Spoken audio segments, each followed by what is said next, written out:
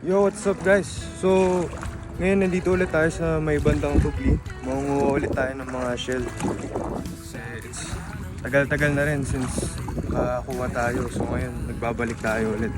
So ngayon, medyo pa-low tide pa lang. Daming seaweed, saka mahangin na rin.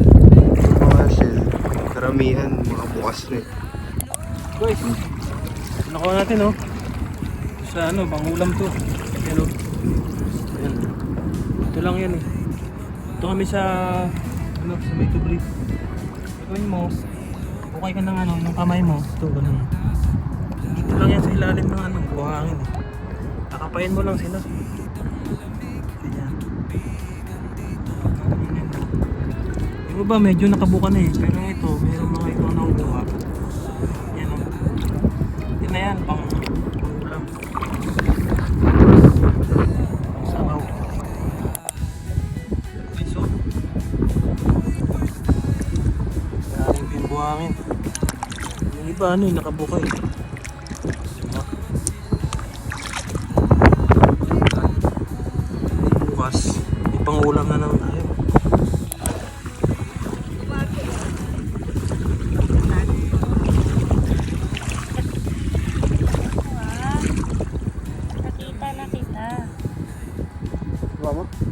Ang laki. Grabe laki guys. Mamaw na kalingasag. Ang laki. Parang malambot siya. Oo, parang panganak siya. Ay, ano siya? Iluno. Mag-change ng ano? Oo. Yan ang matapos.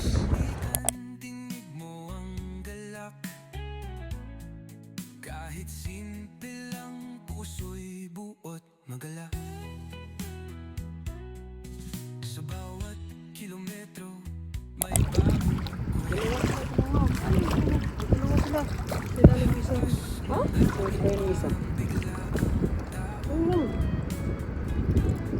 Pwede ka ba doon? Isa lang?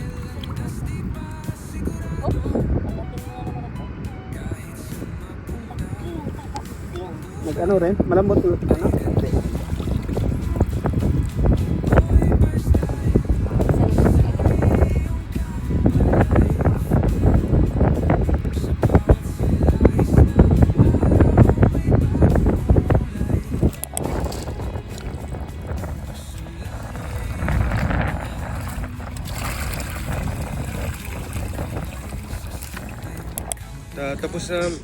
Tapos na maghalaan. Hindi naman masyadong napuno yung mga batya. Mga kalahati lang. Hindi tulad noon na parang kulang pa yung isang batya eh.